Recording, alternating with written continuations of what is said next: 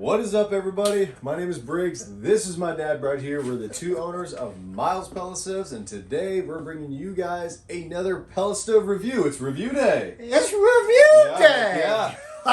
And today we have the Harman P43 model pellet stove, and what we're gonna do, specifically what Brett here is gonna do, he's gonna give you guys the full 360 walk around. He's gonna show you guys inside the stove. We're gonna show you how it works, all the grandeur of the full thing that you may not always get in a traditional stove store. So in the comfort of your homes, maybe in the front seat of your car, wherever you're watching this video, we hope you enjoy it because we're going to give you a very full in-depth thing to see if this is the right pellet stove for you. My gosh, did you even take a breath? That was well done. Hey, two cups of coffee helps out a ton after a good lunch. We love Folgers coffee. So anyway, there you go. So this is the Harman P43 review day. And so we're going to do a full 360 walk around. Great and dandy. It's a pretty cool stove, and we'll just keep it at that at this point. But we're really, really excited to be able to bring this one to you in your homes. So anyway, like we always say, we're building the channel. So we're helping you help us. We work together. Like, share, and there's the almighty subscribe button. We would really appreciate it. So join along with us. We're going to do a review on this Harman P43. All right, let's get to it. And welcome back. Today, again, it's Harman P43 review day. So here's the model right here. It's a pretty cool stove. We're going to do a little walk around. So anyway, these are some of the key things, and you can find them on the internet and whatnot, but I'm going to get right to the key things that I think that are most important for most people. And if not, well, put it in the comments and let me know. So anyway, this thing is about 212 pounds. So it's kind of in there. It's not too light. It's not too heavy. 212 is pretty good. BTUs up to 43,000. And I've seen kind of a little bit of a variance when I'm doing my research, but up to 43,000 is pretty good. And so the hopper up here, where you put the pellets, you can put 50 pounds in it. And if you want to, I think it's still available. They make this extension that you can put on the hopper where you can put pretty close to 110 pounds of pellets. But my gosh, if you did that, oh my gosh, I think it'd be uglier than a hoot, and that's my opinion. But anyway, keep it at that. So it will heat up to 2,800 square feet. So up to, so they say 800 to 2,800 square feet. Okay, well, look at the architecture of your home. One, look, do you have high ceilings? Do you have fans? Where are you going to place the stove? What areas do you really, really want to heat? So it's a pretty strong heater, so it's pretty versatile, in my opinion. And, oh my gosh, and so this is it. People want to say, Brett, how much does the dang thing cost? Well, you can see it out there. You know, there's a little bit of a difference in pricing. You have to look for some of the sales, and a lot of them have the 30% tax credit. And that's August, or we're in August of 2024 right now. So there's a tax credit, which is good. But $38.99 to about $4,200 for this stove. Is it worth it? Well, when I get done running through this stove, that's a choice that you'll have to make, you, your friends, and your family. So let's go along and let's do this. So anyway, they come up with this mirror door. So this glass is a mirror. And it's super shiny. It is super shiny because Briggs and I, we shined it up real nice. But anyway, you'll get some dirt and whatnot on it. But anyway, when you're not using the stove, it will just have a mirror look. And so here, look, Briggs, can you see the mirror? Look at that. You can see. It's pretty cool, but do you really need it? No, but it's there. So anyway, when the flame gets going though, the mirror image goes away and you'll see the flame. So it's pretty cool. So anyway, this is a basic handle. This handle here, ergonomically, you always hear Brett say this, but I like it because it is wood and it feels good. So you can just open it up like so. And so here's the door. So basic door seal, easy replacement if you have to replace it down the years, and you will. Going inside of the stove, Briggs, you got a super flashlight? I got a super duper Bingo. flashlight. Boy, I tell you, Nebo, I tell you, better call us. So anyway, this is the inside. So this is a used stove. It's still good, but anyway, you can see some imperfections. So what? So anyway, this is the firewall back here, and then you put one brick back here. So that is just, I think that's what they had to put back there just so it doesn't get too hot. But anyway, you'll have one brick back there. So if it breaks, well, $3, you get another one. So right here, this is the burn pot itself. And it's pretty much proprietary. The way that they've put it together, I think is pretty cool. But the pellets basically move horizontally this way, obviously horizontally. They come this way, and they burn, and then the ashes drop down into the ash pan right here. So they drop down. I'll open that door. Hey, don't, no. No sneak peeks. Oh my gosh, no sneak peeks. bad. Oh my gosh. So anyway, this here, I really like it. You know, they're going to take a break just a minute. It's like, you know, the thing about it, I'm just going to get out the ratchet. But this burn pot, this thing is solid as all get up. I like it. It's built well. You could beat the hoot out of it. I tell you, I think you could probably get, I don't know, 5 to 10 years out of it. You may get more. There's a lot of different stories out there, but well built. So underneath here, where my hand is here, these right in here, right in this area here is where the igniter is. So anyway, if you have to replace it, you can refer to some of our other videos, especially the Harman P43, which is pretty close if you have to replace an igniter down the line. But it is automatic ignition. You just turn the dial, it starts by itself. It's great. I'll get into it. But anyway, this is the burn chamber area. Nice. So here, these are the heat exchanger areas here. So this is where the warm air comes out into your room. It blows through these holes, the convection room air fan. So there you go. Here's just a basic ash shield. Do you really need it? Not really, because the only time you really clean the pellet stove is when it's cold, but they do it anyway. Maybe it's for looks, I don't know, but it's there. You get it. So anyway, they come up even with an air wash system. So these air wash systems are supposed to keep the window clean. Do they do a great job? Not really. I don't think I've found any stove company that has a good air wash system that keeps your window clean all the time. No, you're going to have to clean that glass a couple of times a week if you want a clean look. You get it. So we'll go down below. This is where the ash bin is. So this again is another wood handle. I think it's kind of cool. Ergonomically, it's nice. But you're going to lift this up. And so when you buy a new one, this is going to be all shiny and nice. Well, after it burns a while, it'll discolor a little bit. So you just pull the ash pan out like this. And then here, look at this. Not bad. You just lift it and dump your ashes. There you go. And then when you slip this back in here, and then you can see there's a door seal around the ash pan door, and then it just feels nice and snug. I really like that. And so when you close the door, obviously just close it nicely. And again, there's the mirror thing. And obviously, here's the word Harman. I do like it because of the lettering here. I think it's nice. It's very conservative. It's not like real nice. Oh, that's right, real nice. But I think it is classy in my opinion. If you don't like it, oh well. But sometimes people will put a decal here, and sometimes it's like overkill. Looks like Circus Vargas, my gosh. But anyway, we'll keep going around. So over here, can we even get to it? We got so much going on here. But here on the side, now you will find this. This is where your control user board is here. So you can just open it up, and it's right here. So it does give you some operating instructions here. Great and dandy. And you'll have that in your owner's manual. But we'll go through this as we start up this stove. But the igniter. So if you're in the auto mode, that means that igniter is going to start the fire automatically. Let's say your igniter goes out. You can go to disable.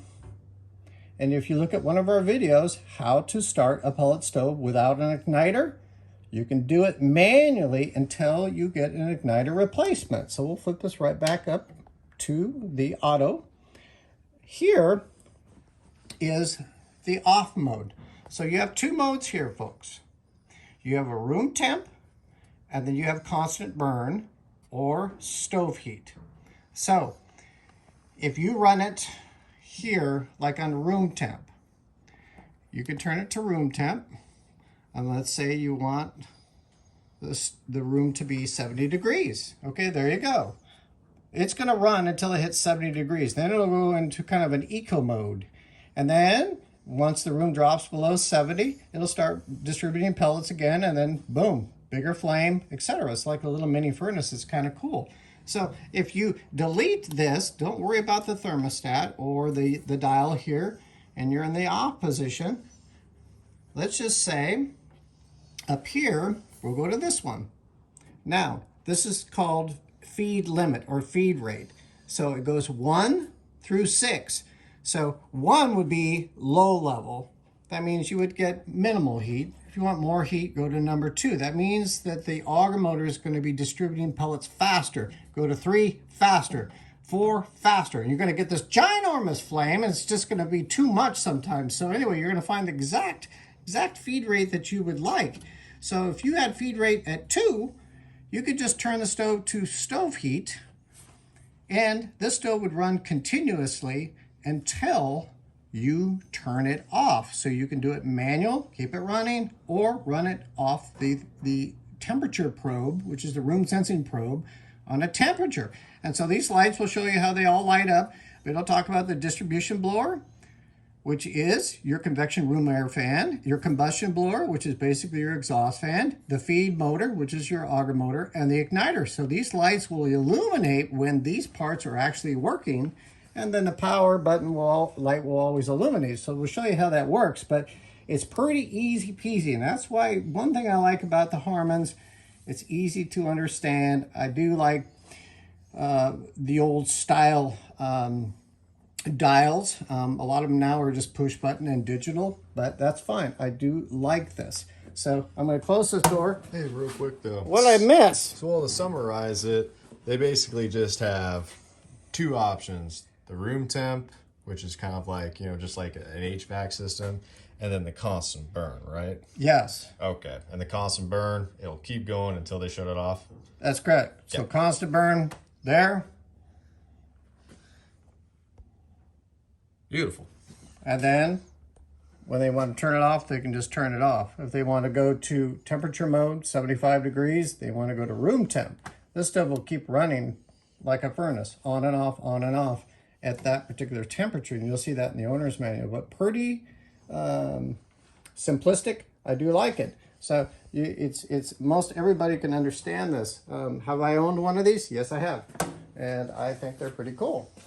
So in the back, we'll probably get right in here. We'll just go right to the point. This is your convection room air fan here. This is what blows the good air out into your dwelling. Here you go. Here, this is the exhaust fan. Here, this is what blows the exhaust out. And it also draws air into the burn pot, giving you a bigger flame. So there you go. So we go up here. Oh my gosh, this is your auger motor.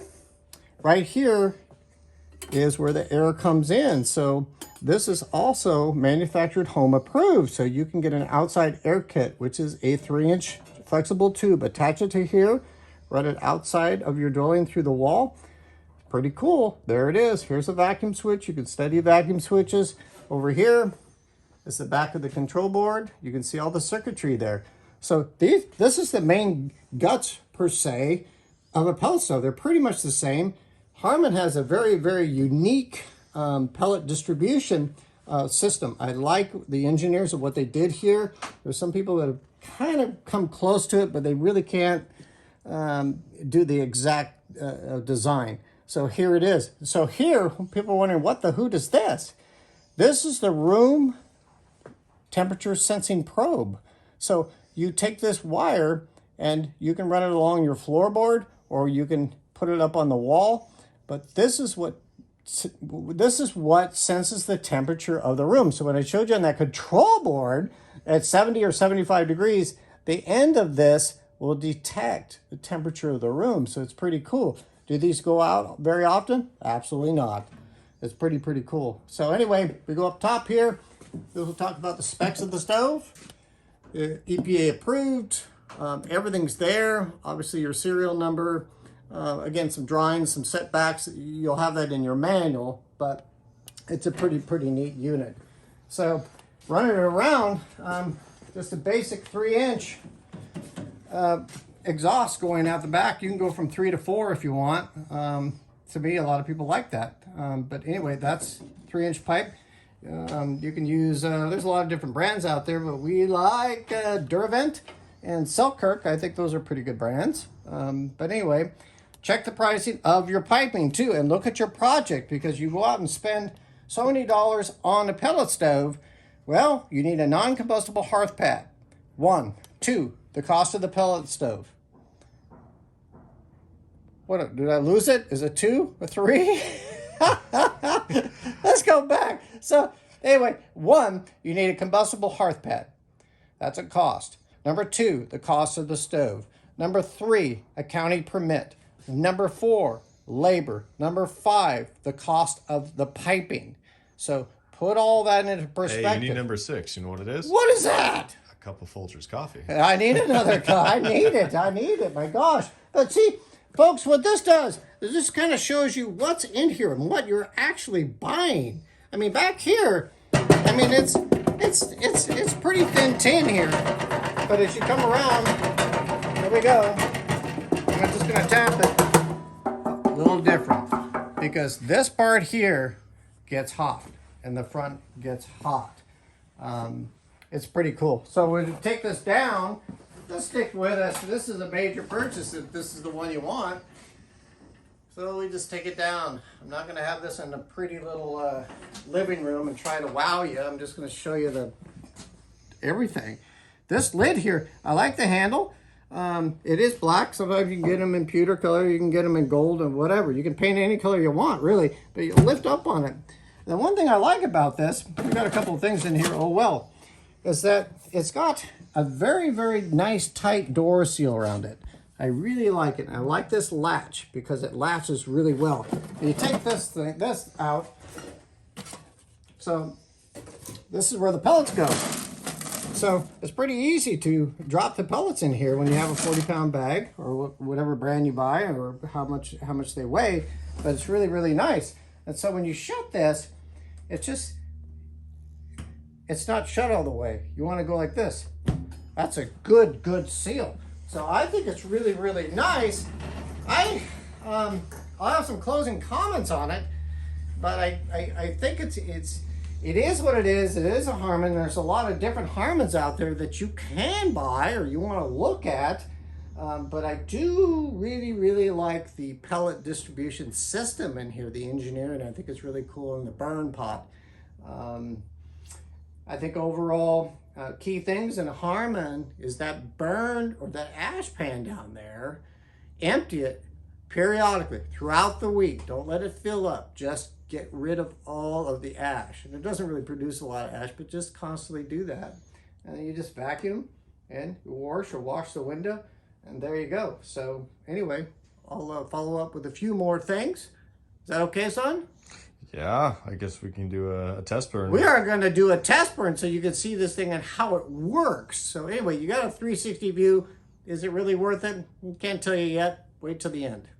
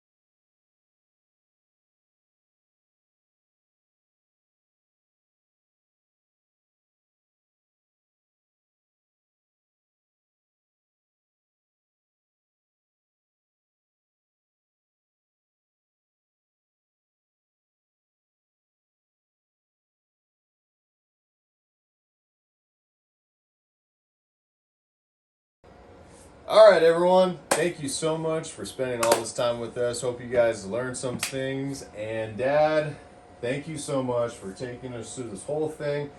having us do a whole demonstration, the whole shebang. That's the word, right? The shebang! The shebang. So these Harman stoves, they've been around for a while. They're very, very solid built. They got a lot of cast iron. They got some good weight to them. And you know what? They're a very long-lasting stove. And so, well, you got some more stuff to say because you've owned one too in the past, haven't you? Well, I've had two different Harmans in my days, and to me, it's a well-made stove. There's a lot of changes in today's post-stove market as far as technology, and so faster ignition, easier to replace parts. Price point is changed a little bit, but most like everything, price has gone up. Why? Well, don't get me there. But anyway, it's not a bad stove overall. I mean, to me, roughly $3,800 to $4,200. Is it worth it? Well, maybe. If you love a Harman, I get it. If you love a particular car or truck and you want to spend more, I get it if it makes you happy. But pretty dependable stove.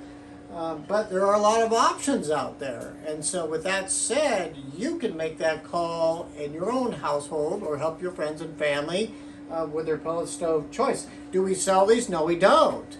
And so would we? Well, probably so. But I would definitely put this one on your list when you're shopping. But when you're up there at roughly around $4,000, at that point, the world's your oyster. You got so many different types of stoves to choose from. So if you have any comments, anything that we what? Well, real quick, you said the price point. That is just the stove, and not a lot of people think when you go into a stove store, you may see only that number. You're like, wow, that's a lot of money.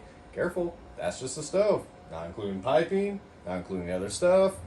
Labor, all that, it really adds up. Isn't that crazy? It's not crazy. It's a hearth pad. And yeah, those things can... It's non-combustible hearth pad that this sits on. And, they're like $450 to $750, somewhere in that range. And so that costs a lot. And then you got the stove costs. I already said this once before, but I'll say it again. The hearth, the stove, the permit, the piping, and the labor. Obviously, you could cut back on that a little bit if you do it yourself at home, but you can see where it's going. So based on your budget, there's a lot of choices out there. And I'm not really going to say too much of it right now. You can write it in the comments. I'll respond back to you and give you some models that you could look at least put on your list. So we thank you for joining in, and we'll see you on the next video, and we greatly appreciate it. We're having a great time. Folgers Coffee. See you on the next one, guys. Thank you.